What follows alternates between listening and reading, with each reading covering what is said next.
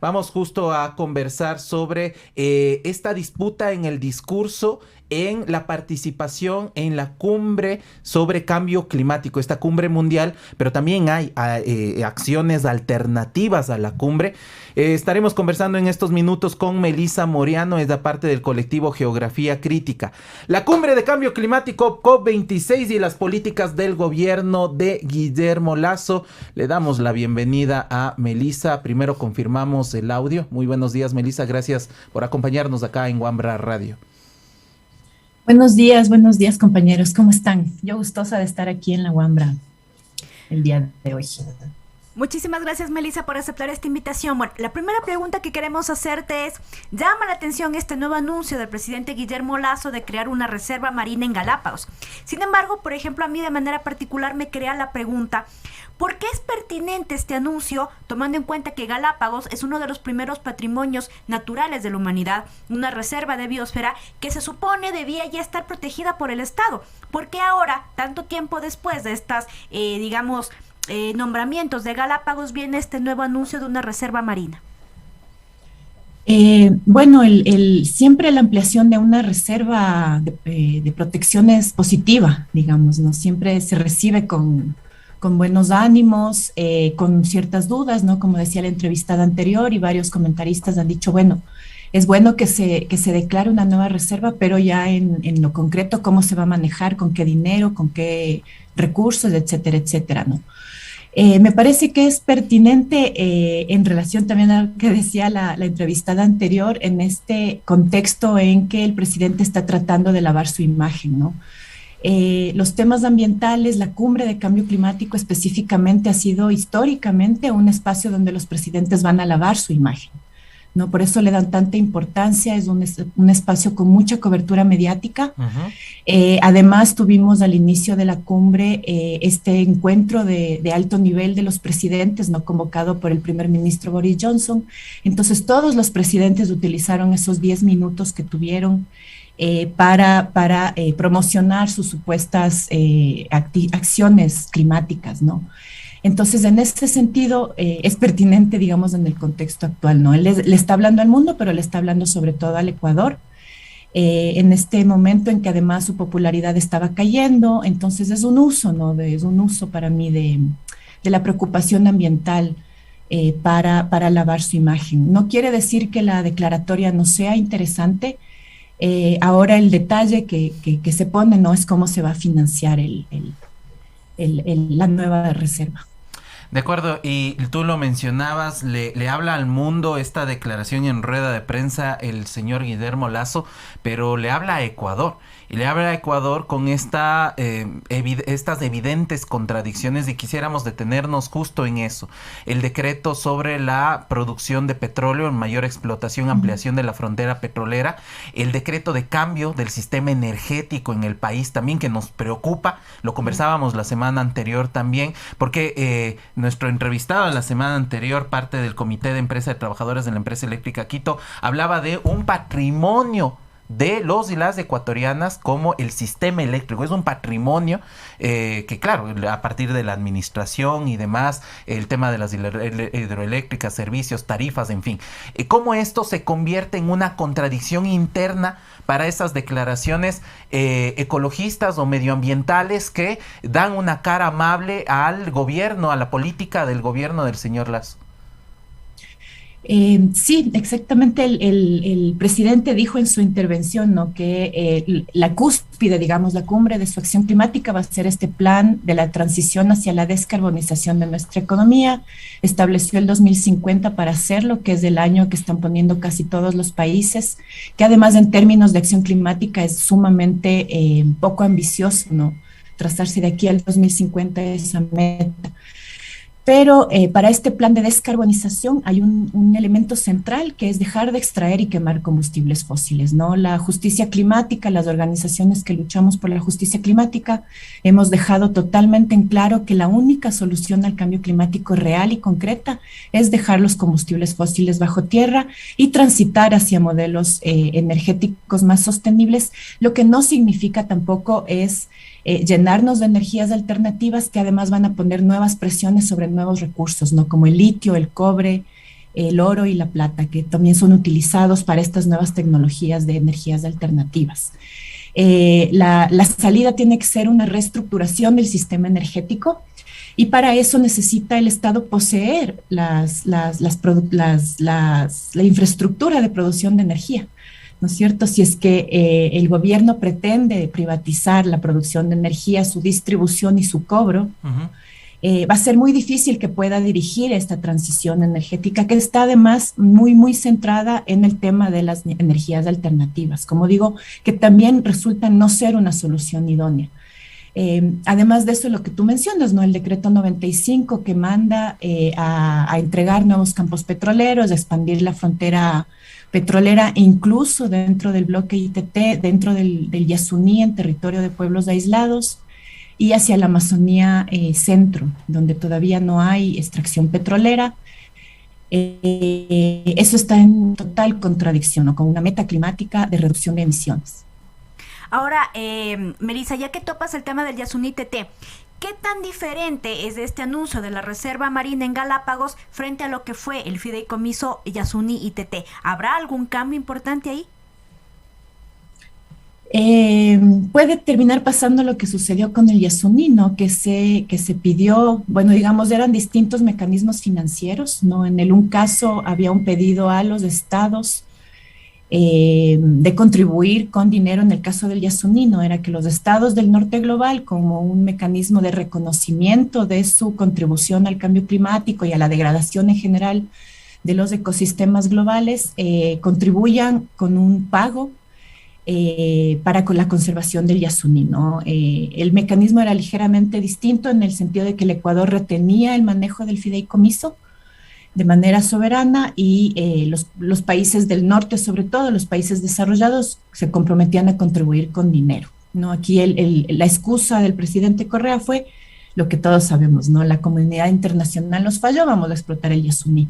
En este caso es un sistema más anclado en el capitalismo financiero, ¿no? Es un canje de deuda directamente, en donde intervienen corporaciones internacionales, interviene el Ecuador, no estaría presente el Ministerio de Ambiente en este manejo, en este proceso de canje de deuda, pero fundamentalmente van a intervenir entidades internacionales, corporativas, ¿no? Van a estar involucrado el Banco Holandés, de lo que estuve leyendo, el Banco de Desarrollo de los Estados Unidos, que intervendrían en el reconocimiento de este canje de deuda, y una organización también corporativa internacional que se llama Ocean Funding, ¿no? Es un plan que venía trabajando un sector de la sociedad, entre privado, público, corporativo, ONGs de Galápagos, para proponer esta ampliación de esta reserva.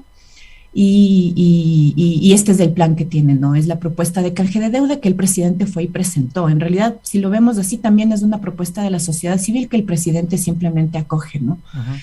Podría pasar lo que pasó con el Yasuní, que simplemente no se da el canje de deuda, no se da el proceso, ¿no? Estamos jugando, digamos, a nivel internacional con bonos de deuda que suben, bajan, ¿no? Es un ambiente totalmente especulativo.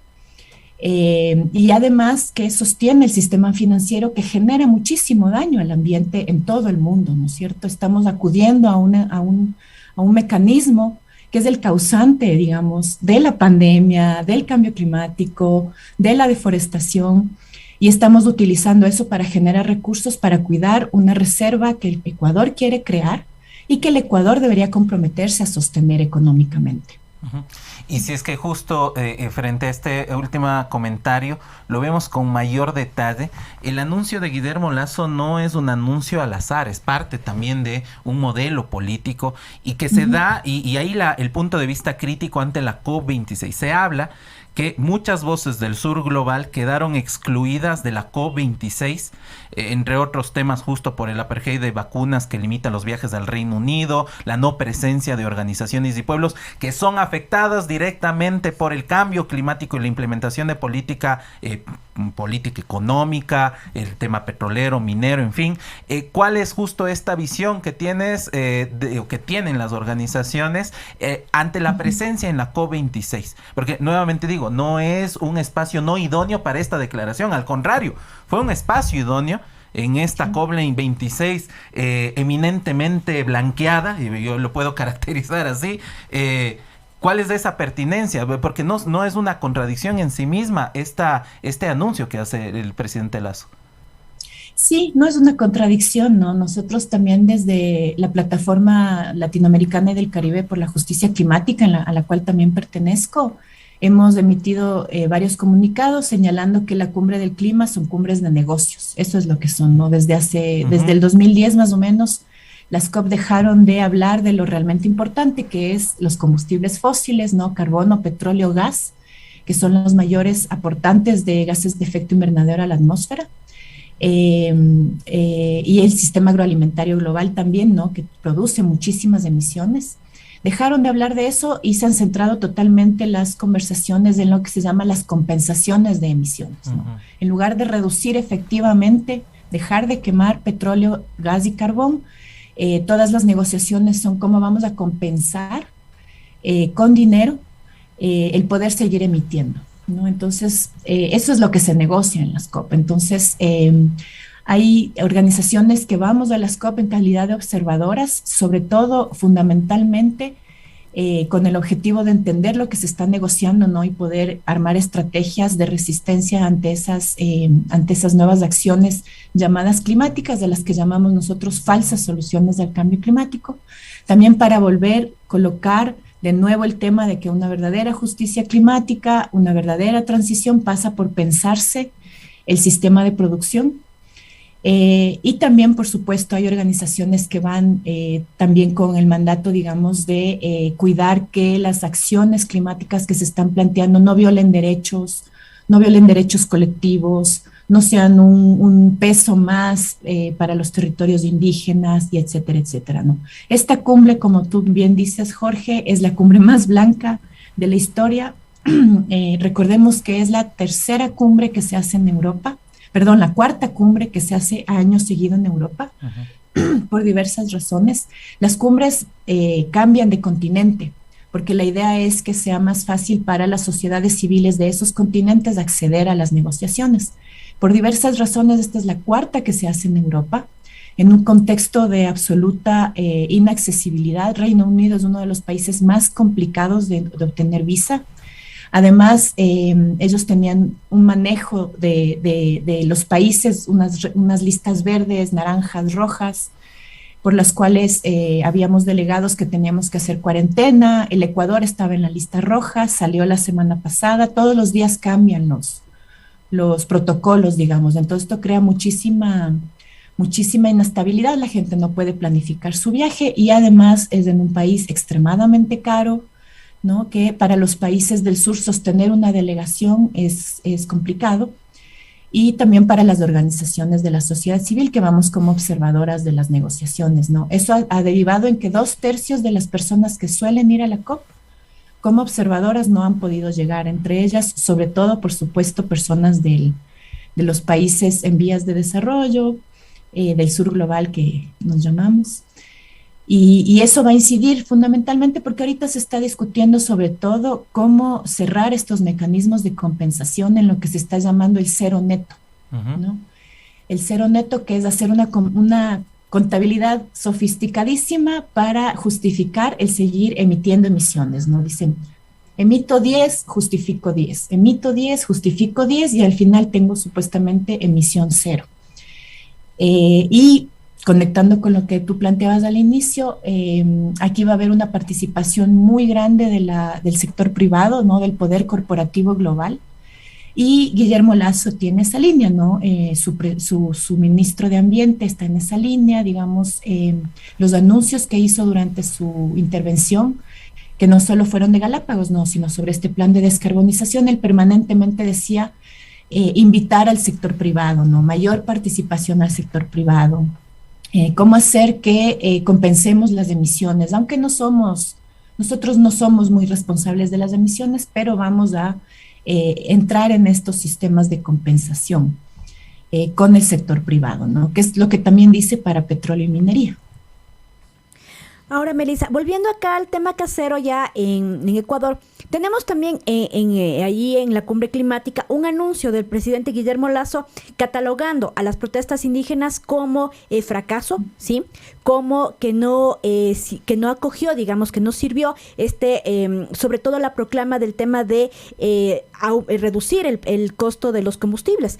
Ahora, ¿cómo conciliar justamente esa demanda de las organizaciones indígenas frente a este otro tema mundial que viene acá de reducir también el uso del petróleo? Como que también encontramos ahí discursos un poco encontrados, un poco polarizados.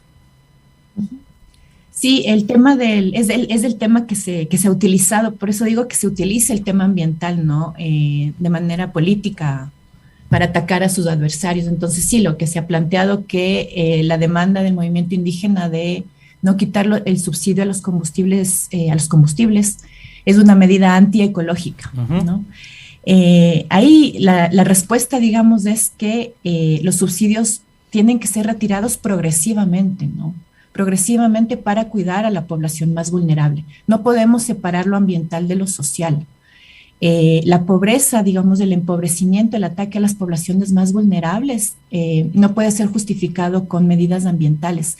Pero además decir que quienes más daño hacen al ambiente son las élites poderosas y ricas. Los ricos son quienes más contaminan, ¿no? Entonces las medidas ecológicas deberían ser orientadas hacia disminuir la igualdad y disminuir la acumulación de riqueza, porque a nivel global y a nivel nacional, la riqueza es la que más produce degradación ambiental, ¿no? Entonces, el demandar que no se retire abruptamente el subsidio a los combustibles fósiles es para proteger a la población más vulnerable, que además es la que más recibe los impactos de la degradación ambiental, ¿no? Tener un plan de retiro de esos subsidios de manera que no afecte a las personas más necesitadas. Esa es la demanda, ¿no?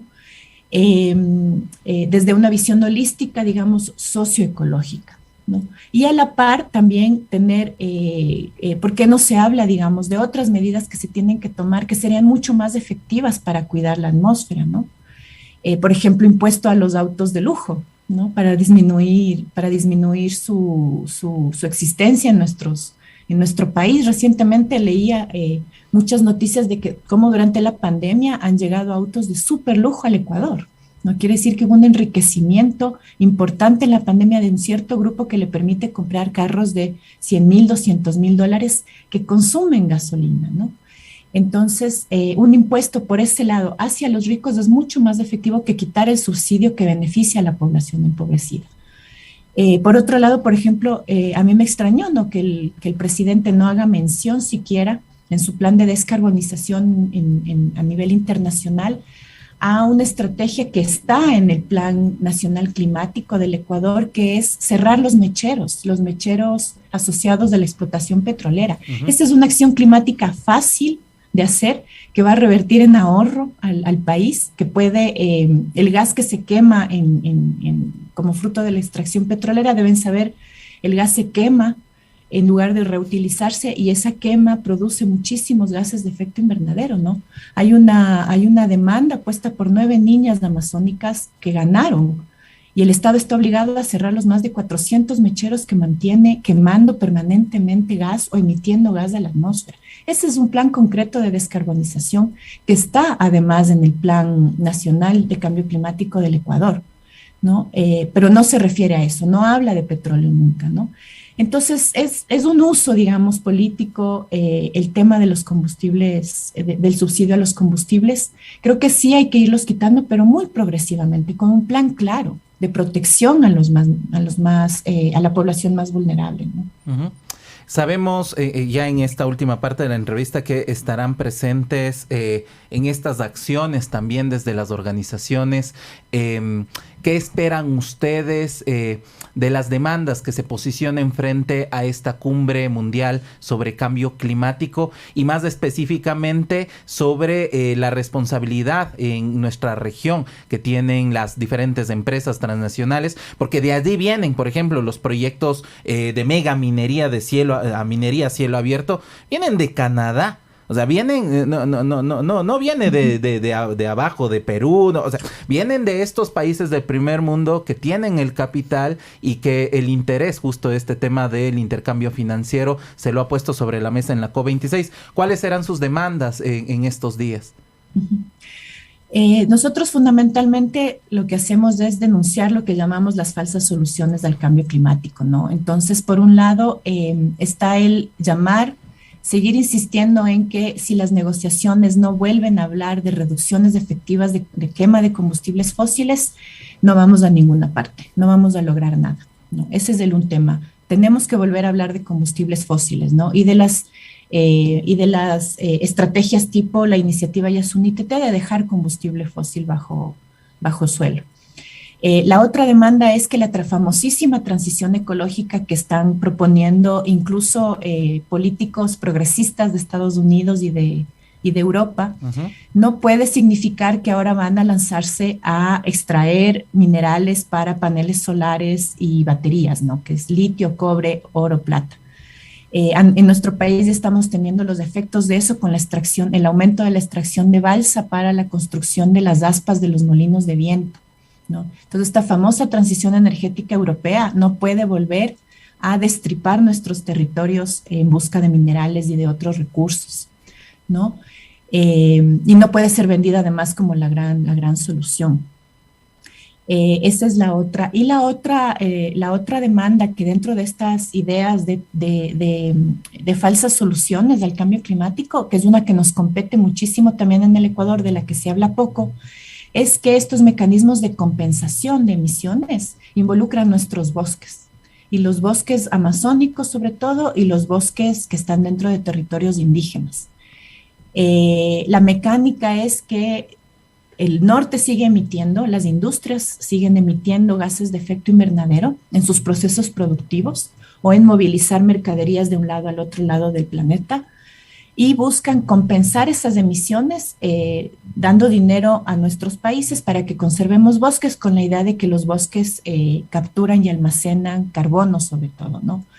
Esto parece un buen arreglo, digamos, parece, bueno, está chévere, ¿no? Nos dan dinero para seguir conservando bosques, para reforestar, pero de nuevo tiene el mismo problema que el mecanismo que quieren implementar para la nueva Reserva Marina de Galápagos, que es dinero que justifica que empresas, industrias en el norte sigan emitiendo, que no asuman su responsabilidad. Y además entran en una dinámica de los mecanismos financieros a nivel global que generan inequidad, desigualdad, explotación humana y de ecosistemas, ¿no? Entonces, eso hay algo que tenemos que tener. El Ecuador está muy, muy metido en estos mecanismos de protección de bosques a cambio de, como compensación de emisiones. Y es algo que tenemos que empezar a conversar más, ¿no? ¿Cuáles son las ventajas y las desventajas? Esos son nuestros planteamientos para la COP. Y por supuesto, sostener, ¿no? la presencia también de compañeros indígenas. Hay una delegación importante de la COICA, de la CONFENIAE, que están sosteniendo su posición, ¿no? De defensores de los bosques, de cuidadores de los ecosistemas, y están haciendo una denuncia muy fuerte sobre la violencia que están sufriendo en todo el mundo los defensores de los bosques, que están siendo asesinados también, ¿no? De manera sumamente preocupante. Bueno, Melissa, muchísimas gracias por esta entrevista. Creo que ha sido un tema bastante importante porque, y rescato lo que tú dices, ¿no es cierto? Todavía hay que seguir discutiendo lo que significan estos cambios, estas compensaciones que vienen desde el norte, y todavía sigue pendiente cómo desde los países del norte van a dejar de reducir, van a reducir sus contaminaciones, van a dejar de contaminar, pero además como también en algún momento se pensaría cómo sus empresas que vienen acá al sur también dejan de contaminar y dejan de extraer tantos recursos de acá del sur global. Muchísimas gracias nuevamente. Muchas gracias a ustedes y un buen día.